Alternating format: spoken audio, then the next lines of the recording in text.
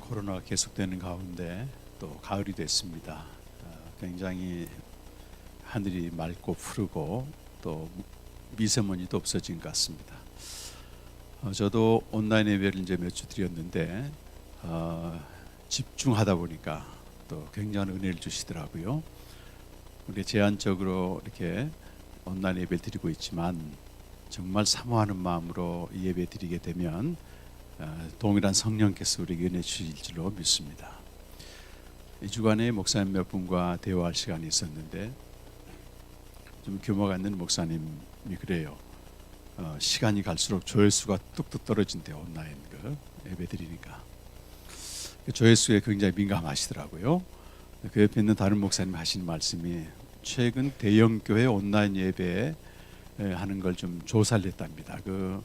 관리자만 볼 수 있는 몇 번 들어왔느냐 조회가 중요한 게 아니고 1인당 몇 분 받느냐 했더니 한 예배 시간이 1시간인데 평균 시청 시간이 12분이라고 하는 거예요. 이 온라인 예배 드리다가 별로 마음에 안 들면 확 돌려버린다. 좀 예배 현장에 오게 되면 나갈 수가 없잖아요. 이게 굉장히 제가 그걸 듣고 물론 대형 교회이기 있지만은 언제든지 그럴 수 있겠구나. 우리 종교 개혁자들의 구호 중에 하나가 코람 데오잖아요. 데오가 하나님인데 하나님 앞에서 이 하나님이 우리가 제한된 상황에서 온라인 예배드리고 다 알고 계시잖아요. 그렇지만 동일하게 하나님 앞에서 끝까지 채널 돌리지 마시고 은혜 받으시길 간절히 바랍니다. 오늘 에레미야서를 나누는데 굉장히 부담이 되는 게 뭐냐면 성경에서 제일 어려운 성경이 레위기고 또 제일 난해하면서도 피하고 싶은 말씀이 에레미야나 에스겔 이런 말씀들입니다. 이런 어려운 때 빌립보서나 기뻐하라 이거 많은데 왜 또 에레미야를 가지고 말씀 전하는가? 저는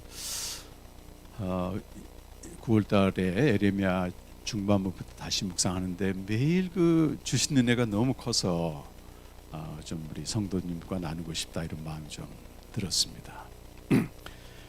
심판의 말씀이고 재난의 말씀이고 좀 우울한 말씀 같지만 거기에 엄청난 그리스도에 대한 소망이 들어있거든요. 그러니까 우리의 모든 삶이 아무리 우울하고 절망적이고 심판 가운데 있지만 그리스도가 맺은 새 언약에 대한 말씀을 깨닫고 새 언약 백성으로 살게 되면 어떤 상황이나 어떤 재난도 우리 삼키지 못한다고 하는 것입니다. 그런 점에서 에레미야는 겉보기에는 불운의 선지자 같지만 그리스도를 직접 드러내는 굉장히 중요한 복음 전도자입니다. 구약에서. 구약 성경 자체가 복음이거든요. 또 이스라엘 백성의 이야기는 오늘날 새 이스라엘 된 교회에 대한 메시지이기도 합니다. 그래서 이스라엘이 당면한 이런 재난이나 또 오늘날 교회가 당하는 재난에 어떤 길로 나아갈 것인가에 대한 빛을 또 비춰주기도 하는 것이죠. 구약의 언약 백성은 신약 시대 새 언약 백성인데 구약에 주시는 하나님의 말씀은 새 언약 백성된 성도들 향한 말씀이다. 그래서 복음입니다.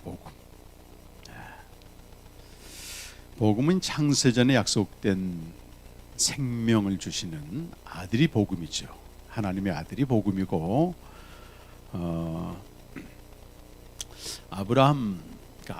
아브라함은 이스라엘 조상인 아브라함은 똑같이 약속된 아들을 증거한 선지자입니다. 창세기 20장 7절에 아브라함은 선지자다 그렇게 말씀하고 있어요. 그 전에 하나님이 아담에게 생명을 주신 것은 이 약속된 아들의 생명을 주신 게 아니고 아들의 형상대로 지음바된 메이드 오브 갓이라고 하죠. 피조된 생명입니다. 피조물로서는 완전했지만 창세전에 하나님이 주기로 한 그 아들의 생명을 아직 얻지 못했어요. 아들의 형상으로 지음받은 거죠. 그런데 아담이 죄를 지어서 하나님을 떠나갔는데 하나님의 그 신실함, 아들을 주시겠다고 하는 신실함은 절대 변하지 않습니다. 아담이 범죄한 현장에서 여자의 후손과 가죽옷으로 아들을 보내실 것을 선포하시는 거. 이게 이제 원시복음이라고도 얘기하는데, 설령 아담과 그의 후손들이 죄를 범했을지라도 내가 이 세상을 창조하기 전에 주시기로 한 주겠다고 하는 생명의 약속은 변하지 않는다.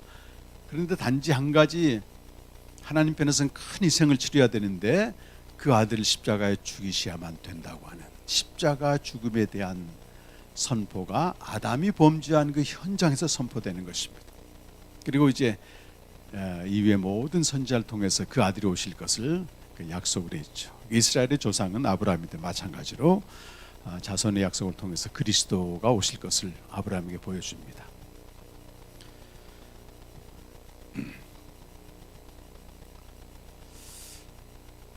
하나님이 아브라함을 통해서 주신 약속 중에 하나가 땅의 약속인데, 가나안 땅을 400년 후에 주겠다. 그것이 우리 요즘 창세기 계속으로 묵상하셨지만 요셉을 통한 이배굽과 모세를 통한 출애굽으로 이루어집니다. 그리고 시내산에 와서 언약을 맺는 거죠. 하나님과 이스라엘 사이에 언약 관계가 수립되게 되고, 언약의 내용은 말씀을 잘 지켜 순종하여 언약 안에 거하게 되면 이스라엘을 제사장 나라 삼모아서 모든 열방을 하나님께로 인도하는, 그 이스라엘만 하나님께서 구원의 대상으로 삼지 않으시고 이스라엘을 통해서 모든 열방이 하나님께 돌아오는 언약의 순기능, 굉장히 중요한 사명입니다. 그런데 만약에 이스라엘이 말씀에 불순종하여 언약을 깨뜨리면 이스라엘을 통해서 하나님께 돌아와야 할 이 열방, 세상 나라가 이스라엘을 치는 징계의 도구가 되는 겁니다. 이걸 언약의 역기능이라고 말하죠.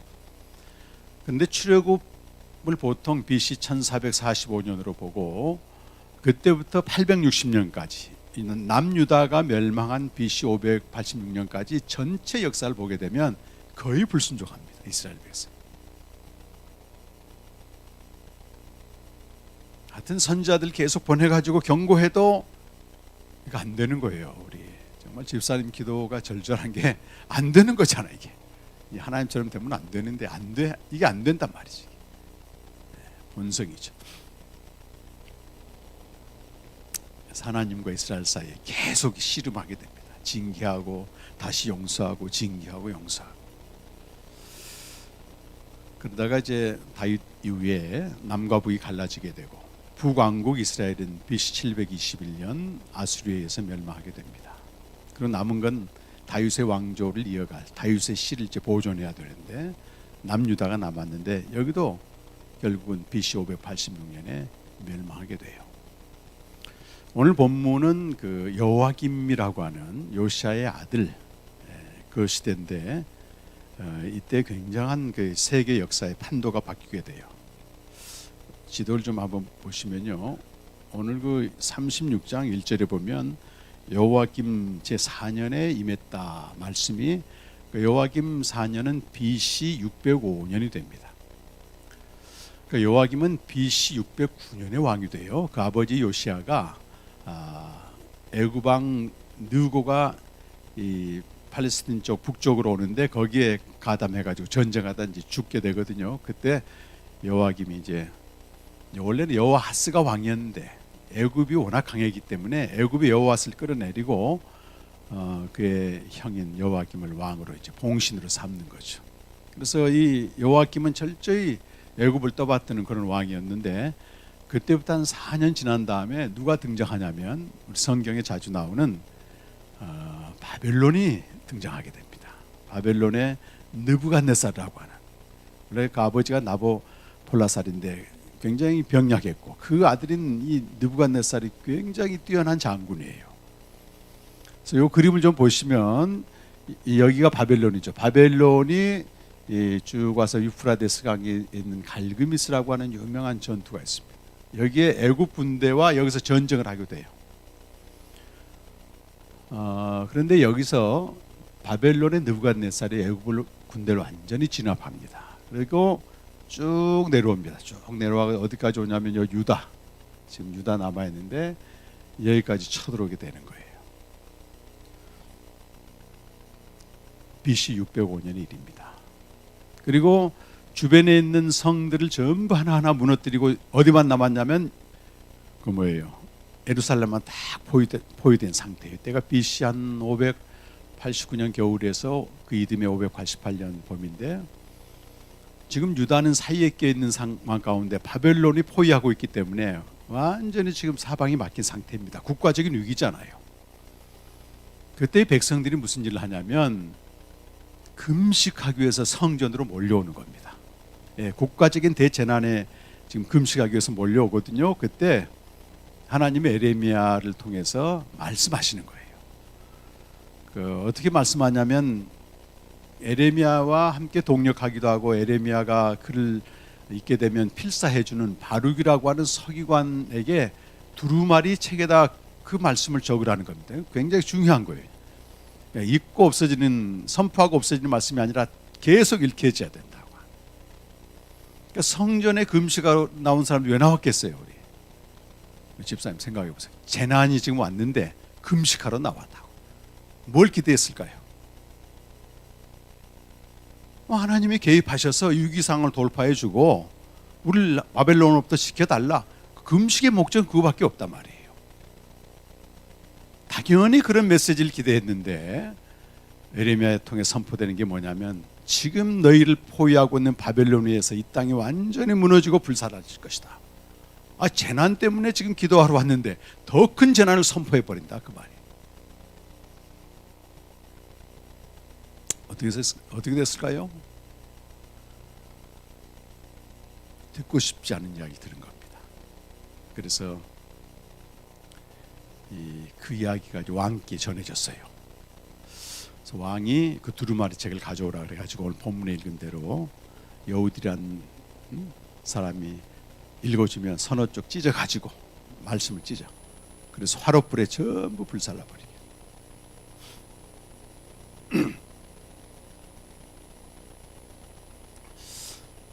여러분이 아마 여호와김 왕이라고 생각해 보세요. 지금 나라가 위기와 혼란과 위협 가운데 있잖아요. 지금 다수의 선지자들은 걱정하지 마라, 하나님이 지켜준다, 지금 이렇게 선포하고 있는데, 어디 느닷없이 아나돗에서 출연한 그런 이상한 선지자가 와가지고 지금 재난을 위해서, 재난을 타개하기 위해서 금식하고 있는 이들에게 망한다, 게다가 책까지 만들어가지고 돌리고 있으니, 제가 여호와김 왕이라도 당연히 이 문서는 없애야 되는 거예요. 불온 문서잖아요. 불온 문서. 왕으로서 할 일을 했다고 봐요, 저는.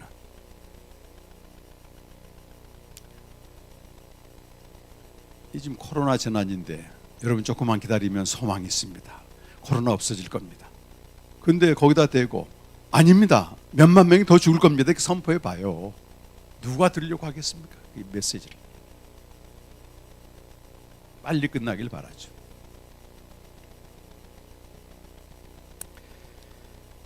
어쨌든 재난의 말씀 앞에 왕은 오늘 24절인가요? 왕과 신하들이 두려워하지 않고, 그 말씀을 두려워하지 않고 찢어버렸다, 불살라버렸다. 원래는 옷을 찢어야 되거든, 옷을 찢어야 돼. 근데 참 이상한 일이요. 그 여호와김의 아버지가 요시야거든요, 요시야. 요시야도 성전을 수리하다가 율법책을 발견했는데, 그 율법책에 기록한 내용이 이 성이 망할 것이라고 하는 그 재앙의 말씀이에요. 근데 hil기야로부터 그 말씀을 듣고 요시야는 어떻게 했는가 하면 하나님을 두려워하여 옷을 찢습니다. 옷을 찢어. 열왕기하 22장 11절은 옷을 찢은 요시야의 말이고, 오늘 읽은 36장 24절 말씀은 말씀을 찢은 여호와김이에요. 한번 보세요. 저 위에가 요시야거든요. 옷을 찢었습니다. 그 아버지란 말이에요. 똑같이 hil기야가 책을 주어 왕 앞에 읽음에 그 책의 내용이 그 22장 전체 읽어보게 되면 재난의 말씀이에요. 이 성이 망한다. 옷을 찢으며 회개하고 온 백성들로 하여금 말씀으로 돌아가라고 해가지고 그 재앙이 면제되면서 대대적으로 종교개혁이 일어납니다. 유월절을 지키게 되고 이런 일들이 일어난단 말이에요. 그런데 그 아들은 이상하게도 그 아버지가 하는 걸 봤음에도 불구하고 36장 22절에 보면은 자기들의 옷을 찢지 않았다. 옷을 찢어야 되는데 옷을 찢지 않고 말씀을 찢어버린 거라 그 말.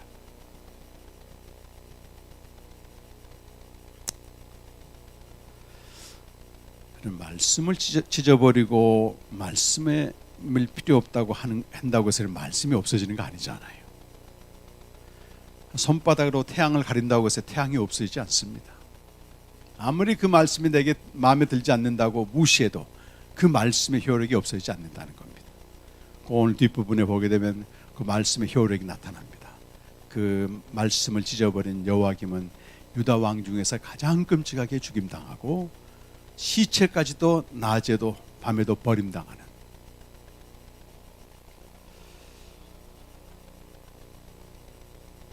그런데 우리 한번 생각해 봐야 됩니다. 왜 하나님은 굳이 그 바벨론에 의해서 멸망시켜야 되는가? 자기 백성을 왜 멸망시켜야 되는가? 멸망시키지 않고 하나님이 하고자 하시면 좋게 하실 수 있는 거잖아요. 한번 성경을 찾아보시면 혹시 여기 올라와 있나 모르겠네요. 31장 27절 28절 여기 나오네요. 같이 한번 읽어보실까요? 여기 31장 27절 28절인데요. 시작. 여호와의 말씀이라. 보라, 내가 사람의 씨와 짐승의 씨를 이스라엘 집과 유다 집에 뿌릴 날이 이르리니 깨어서 그들을 뿌리 뽑으며 무너뜨리며 전복하며 멸망시키며 괴롭게 하던 것 같이 내가 깨어서 그들을 세우며 심으리라. 여호와의 말씀이니라. 에레미야서 1장 10절에도 하나님의 에레미야에게 주신 소명은 그들을 뿌리 뽑고 다시 심는다, 이 말씀이거든요. 이미 부패해버린 이 백성들 그대로 둘 수 없으니까 이들 완전히 뿌리 뽑고 무너뜨린 다음에 하나님의 궁극적인 목적은 다시 세우는 데 있습니다. 그러니까 심판은 항상 진멸이 목적이 아니고 의를 기초로 다시 세우는 것이, 시편 94편 15절 말씀에도 심판은 의로 돌아가리니 마음이 정직한 자는 받아들이라. 이걸 좀 길게 내다보면요, 새 언약과 관계가 있습니다. 자, 이스라엘 백성이 결국은 범죄하여 시내산 언약을 파기했잖아요. 그 시내산 언약이 무너지는 겁니다. 뽑히는 겁니다. 그 자리에 뭘 세우신다고요? 그 바로 이 말씀을 하신 다음에 나오는 말씀이 그렇게 아주 중요한 새 언약에 대한 말씀이에요. 31장 31절에서 34절인데 촘촘히 되어 있네요, 글자가. 저 내용입니다. 시내산 언약을 이제 폐하고 새 언약을 주실 텐데, 새 언약의 내용이 바로 우리에게 해당되는 겁니다. 구약에 다 나와 있지만 우리에게 효력을 발생하는 거예요. 그래서 우리는 이제 구약이라고 옛 언약 백성이 아니고 새 언약 백성.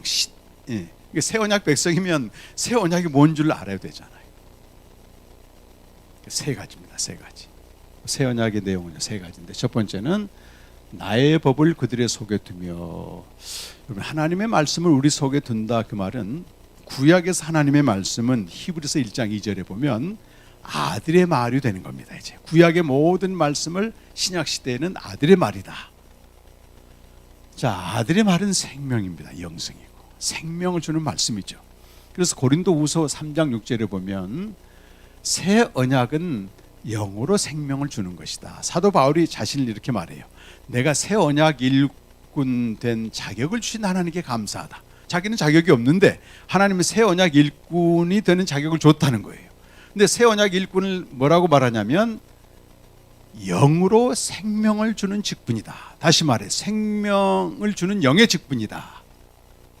그 영어 성경에는 아주 분명히 표현되어 있는데 우리는 뭐 살리는 것이라고 되어 있는데 스피릿 기브 라이프 이렇게 되어 있어요. 고린도서 3장 6절에 보면 앞부분은 새 언약 일꾼이고, 그러니까 새 언약 일꾼은 생명을 주는 영의 직분자이기 때문에 내 말을 너희 속에 둔다, 이 말은 영으로 생명을 주는 것이다. 두 번째는 다 연결되지만 작은 자로부터 큰 자까지 전부 하나님을 안다. 이건 뭘 말해요? 영으로 생명을 얻은 성도는 이제 각자가 하나님과 교제하게 된다는 겁니다. 하나님과 교제하는 시대, 이게 새 언약 시대입니다. 구약 시대에 태어났다면 불상 상상도 못합니다. 그런데 하나님과 교제하는데 걸림돌이 뭐냐? 죄란 말이에요. 그래서 세 번째 새 언약의 내용은 그들의 악행을 사하고 죄를 기억하지 않는다. 생명 얻은 자가 하나님과 교제하는 이 걸림돌을 다 하나님이 제거하신다는 거예요. 그러니까 우리가 아무리 완고하고 죄가 있어도 그 그리스도께서 해놓으신 구속의 은총을 의지하게 되면 누구든지 하나님께 들어가 교제할 수 있다는 겁니다. 새 언약의 내용은 분리되는 게 아니고 하나로 통합이 되는 거예요. 신약 시대에 우리가 구원받으면 누가 되죠? 하나님의 자녀가 돼요. 생명을 얻게 되고, 생명을 얻은 상태 그대로 머무르지 않고 하나님과 교제를 해야 된다, 그 말이에요.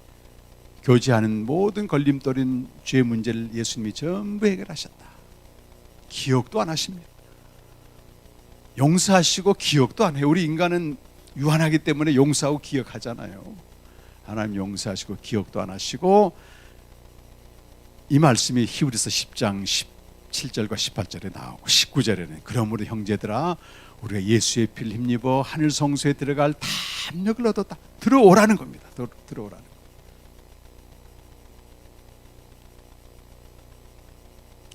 이 새 언약은 누가복음 22장 20절에 보니 예수님의 죽으심으로 성취했습니다. 같이 읽어보실까요? 저녁 먹은 후에 잔도 그와 같이 하여 이르시되 이 잔은 내 피로 세우는 새 언약이니 곧 너희를 위하여 붓는 것이라. 여러분, 구약의 하나님과 이스라엘 사이는 언약을 맺은 대상이 하나님과 이스라엘이었습니다. 신약 시대에는 하나님과 그 아들 예수님이 언약을 맺은 거예요. 언약이란 말보다는 계약이란 말로도 번역합니다. 계약을 맺은 거죠. 근데 계약을 맺어서 뭘 주셨느냐? 하나님 나라로 들어갈 수 있는 자격을 준 거예요. 여러분이 한번 상상해 보세요. 집이 없어 지금. 그런데 어느 날 우리 아버지가 그 집주인과 계약을 해가지고 너 들어가 살기만 하면 된다. 꼭 아버지가 아니라도 그런 사람이 있다면 어떻게 될까요? 똑같습니다, 여러분. 하나님 나라, 엄청난 그 나라를 우리는 아무것도 한 게 없어. 그런데 하나님이 그 아들과 더불어 계약을 맺고 나서 넌 들어가 살기만 하면 된다. 이게 새 언약의 내용이에요. 새 계약입니다. 새 계약.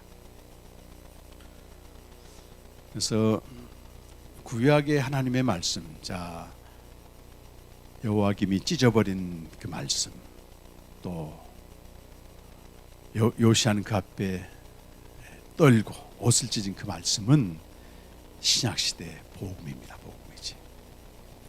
복음은 단순히 문자가 아니고 하나님이 그 아들을 통해서 해놓으신 사건을 말해요. 하나님이 해놓으신 예수님의 십자가의 죽음과 장사됨과 부활과 이런 현년의 네 가지 사건 앞에 내가 서는 겁니다. 날마다 서는 겁니다. 자기가 잘났고 문제가 없고 죄가 없고 완고하지 않고 이런 사람들은 복음을 말이죠, 싸구려 취급합니다. 찢습니다. 지금 시대 관심이 없습니다. 복음을 통해서만 그 새 언약 백성 생명으로 살 수 있거든요. 매일 살아야 됩니다. 그래서 복음으로 성취된 새 언약은 네 가지 구원의 사건이고 그리스도의 죽으심, 장사됨, 부활, 현현. 로마서 6장 4절은 그리스도의 죽음과 장사됨, 부활이라고 하는 복음의 사건에 연합될 때 새 생명으로 살 수 있습니다. 새 언약 백성으로 살 수 있습니다. 매일 복음을 듣는 거예요.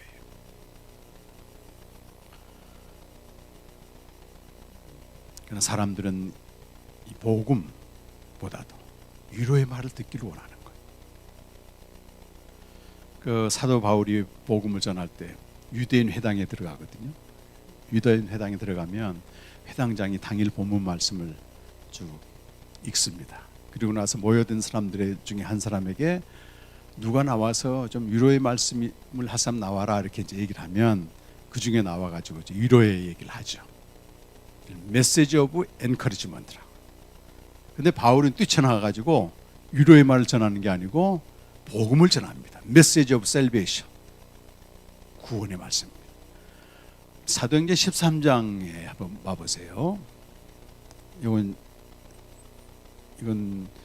중요한데 잠깐 그건 넘어가기 전에 그 전에 한번 봐보세요. 잠깐 이 복음에 대한 얘기를 조금, 그 다음이요.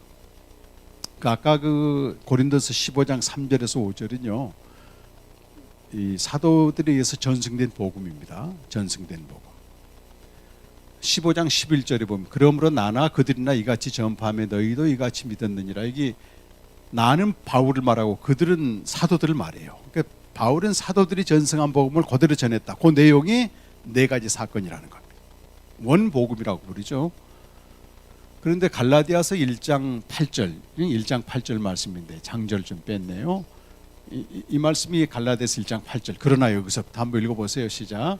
그러나 우리나 혹은 하늘로부터 온 천사라도 우리가 너에게 전한 복음 외에 다른 복음을 전하면 저주를 받을지다. 여기 보면 우리가 너에게 전한 복음, 우리는 사도들이 전한 복음을 말해요. 우리가 전한 복음은 아까 고린도서 15장 3절에서 5절에 있던 네 가지 사건의 복음이거든요. 그래서 우리가 신앙생활하고 또 복음을 알려면 이 네 가지 사건을 꼭 알아야 됩니다. 알고 매일 누려야 돼요. 매일 누려야 됩니다. 이것이 없으면 기독교는 기초가 무너진다 그랬어요. 그 톰 라이트가 그런 얘기 하거든요. 네 가지 사건을 딱 해놓고 요게 무너지면 기독교의 기초가 무너진다. 왜 내 신앙의 기초가 무너지고 이교 집단으로 자꾸 변질되는가? 이 네 가지 복음의 사건을 정확히 몰라서 그래요. 너무 안타깝죠. 그래서 우리가 너희 전한 복음 사도들이 다른 복음은 없다는 거예요. 이걸 빼면 전부 다른 복음입니다. 그 다음에 보면 아까 말씀드린 위로의 말씀과 대조하는데 바울은 이 구원의 말씀 복음을 어디 가나 전했다 그 말이에요.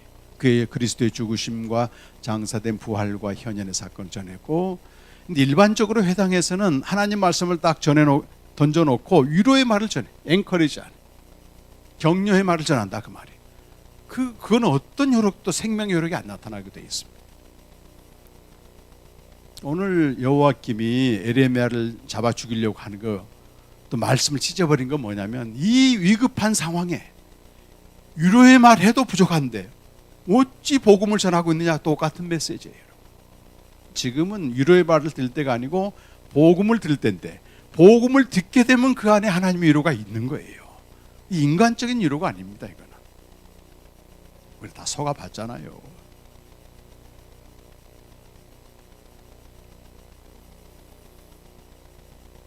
재난의 시대에 선포돼야 될 교회 메시지는 사실 위로의 말이 아니고 복음입니다. 그래서 여러분이 매일 말씀 앞에 나가 복음을 듣게 되면 생명을 누리게 되는 것입니다. 이미 우리는 생명을 얻었어요. 생명을 누리는 것은 우리가 젖을 빨아야 되듯이, 아무리 엄마가 젖을 줘도 안 빨면 소용이 없지 않습니까?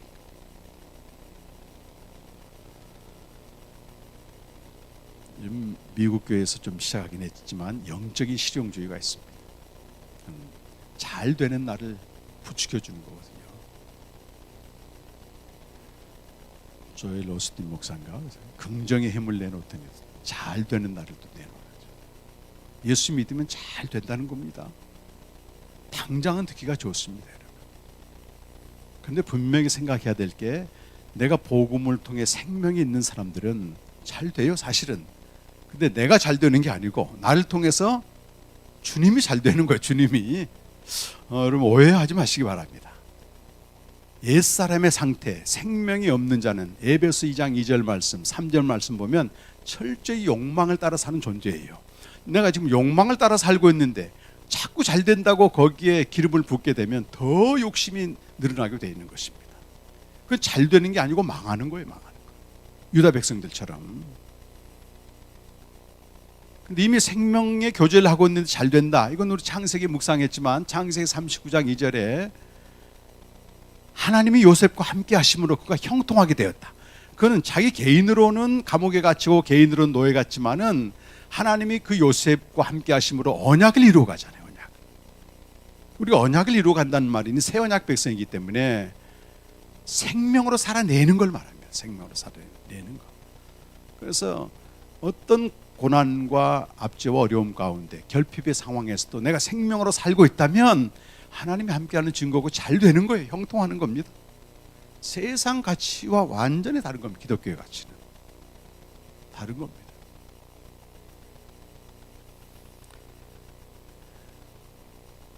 그래서 하나님이 나 같은 자를 위해서 해놓으신 일이 복음이에요. 복음 앞에 두렵고 떠는 것입니다. 갈라디아서 3장 1절 보면 예수 그리스도께서 십자가에 못 박힌 것이 너희 눈에 밝게 보이지 않느냐, 밝게 보이지 않느냐. 하루하루 사는 게 전쟁 같습니다. 새벽에 한 서너 시간 묵상하고 할 때는 이 천상의 기쁨을 누리다가도 관계 안에서 좀 삐뚤어지게 되고 내가 감정이 상하게 되고 하게 되면 어디서 그런 게 나오는지, 악독함이 나오는지 공격을 하게 되는 거예요. 그런 나를 나도 용납을 못해요. 근데 어떻게 회복되겠습니까? 이게 그 나를 위해서 십자가에 못 박히신 그리스도 앞에 떠는 겁니다. 이게 생명으로 사는 거죠.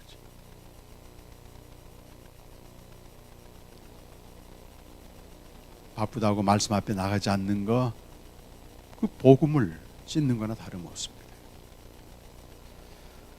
이번에는 좀 길게 농장 봉사를 했습니다. 18일 정도 했거든요. 태풍이 2번 거쳐가면서 아주 열악한 상황이었습니다. 근데 가면 제일 긴장되는 게 뭐냐면 말씀으로 사는 게 지장이 될까 봐. 올해 이제 9년째 갔는데요. 근데 매년 하나님 은혜를 주셨어요.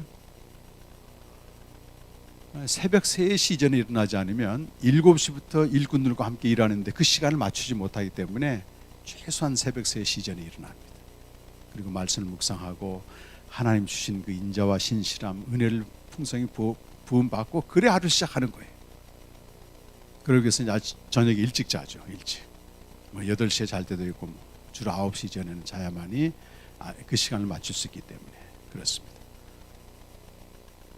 나갈 때마다, 말씀 앞에 나갈 때마다 그 저희 비참함을 보게 하고 그분이 나를 위해서 하신 일.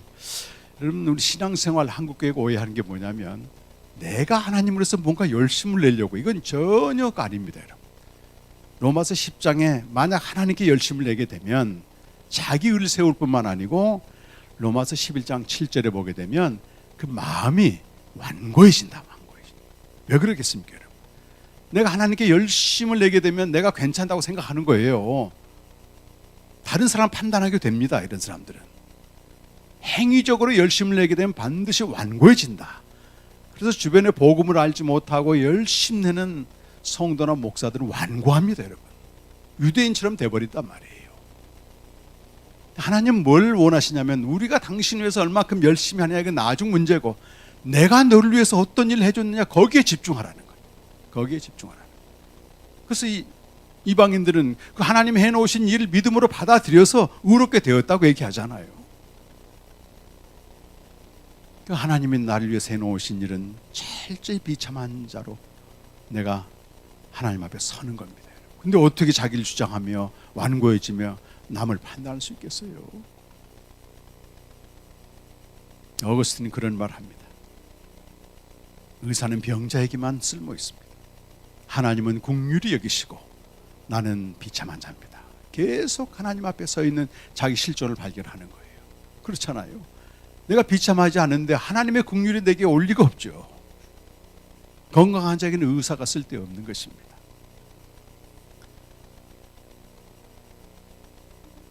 이 어려움의 시기, 코로나 시기 겪으면서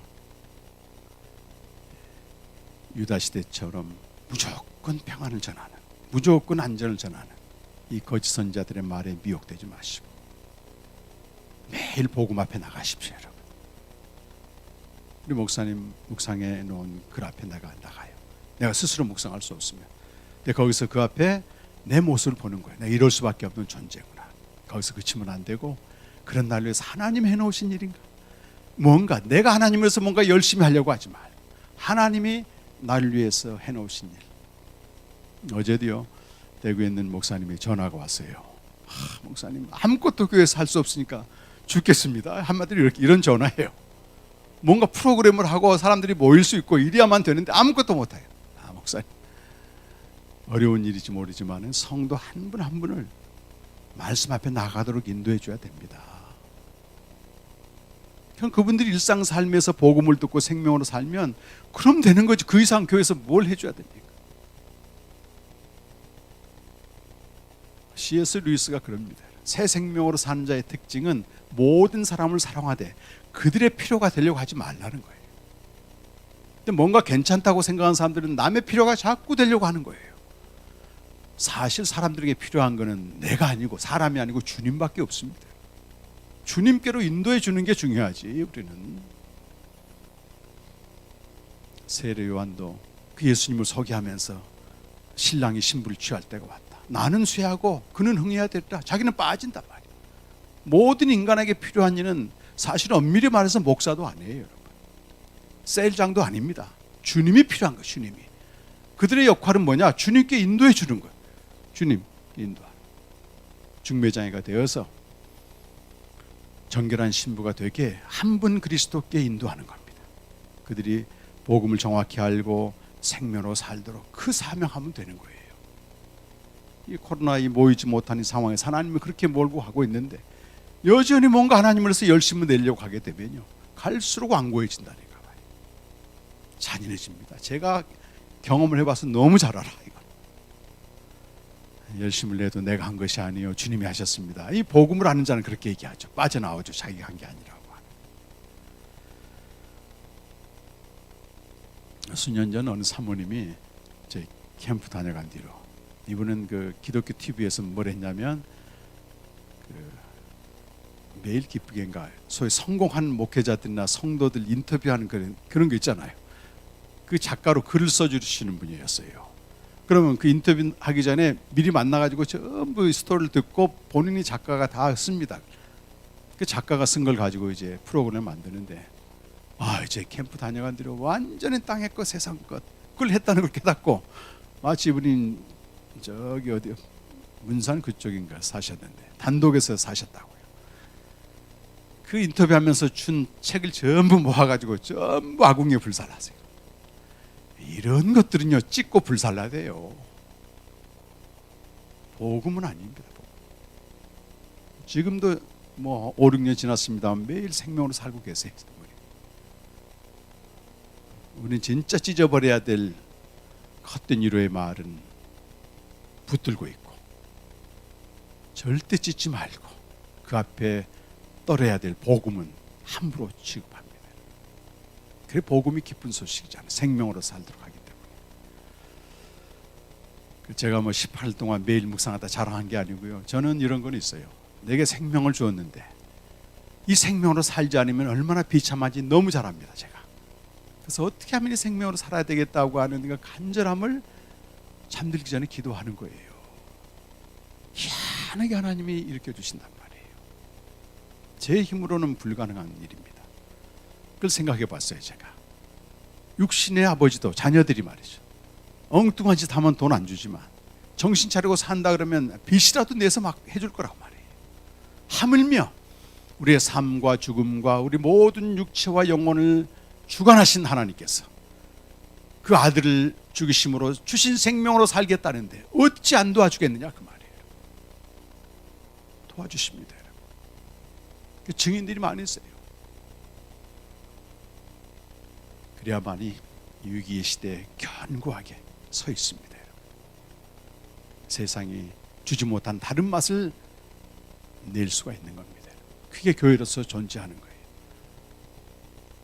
제 책에도 썼습니다. 기독교의 본질. 지금 교회는요, 개인으로서 한 사람 한 사람 교회가 되는 겁니다. 하나님을 알지 못한 세상에 가서 세상 사람과 다른 맛을 내면서 살 때 그들이 우리에게 관심을 갖게 되면 그들이 교회로 오는 겁니다. 부유한 삶이 있습니다.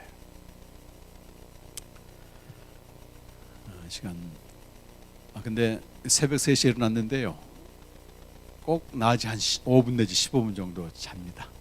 그래야 남은 시간을 또 처리할 수 있거든요. 제 몸이 강철이 아니기 때문에. 그러니까 좀 일찍 일어나셔서 묵상하시고 점심 먹고 조금 쉬시고 하시게 되면 얼마든지 생명으로 살 수 있습니다.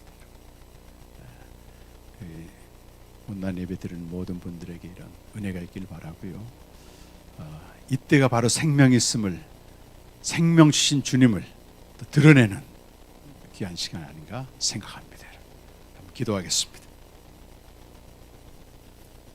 다 같이 한번 나는 복음 앞에 어떻게 반응하고 있는지, 마음에 들지 않는다고 요아김처럼 찢어버리는지, 아니면 그 아버지 요시아처럼 재난의 말씀이고 심판의 말씀 그 앞에 떠는 자인지, 복음으로 사는 자, 생명으로 매일 살아서 이 어둡고 재난의 시대에 생명 있으면 드러낼 수 있는 저희들 되게 해주시도록 다 같이 우리 한번 기도하겠습니다.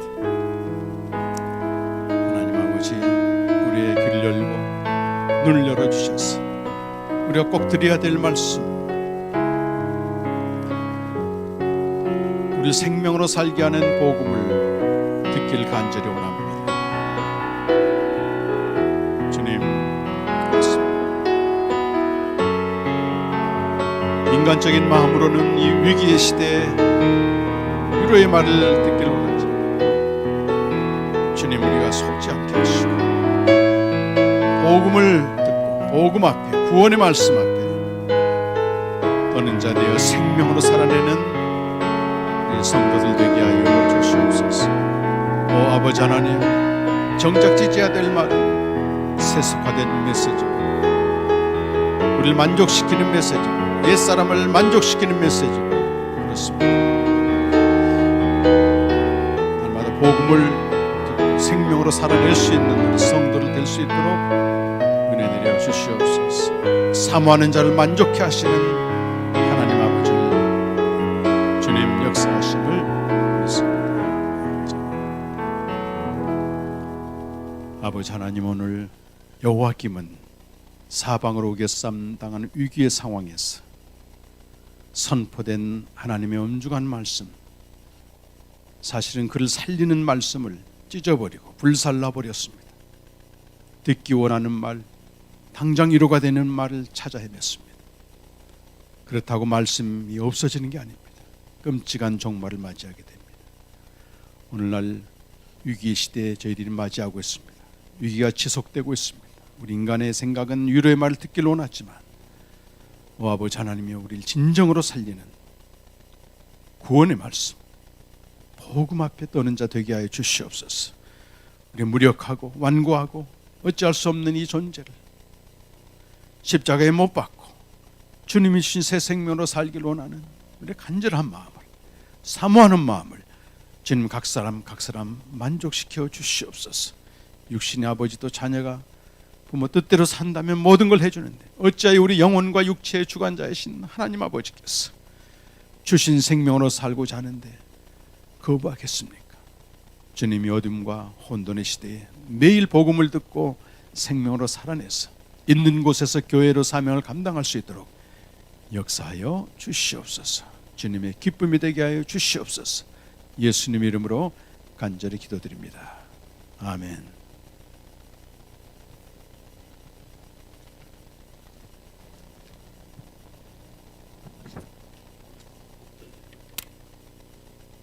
네, 교회 소식 전해드리겠습니다.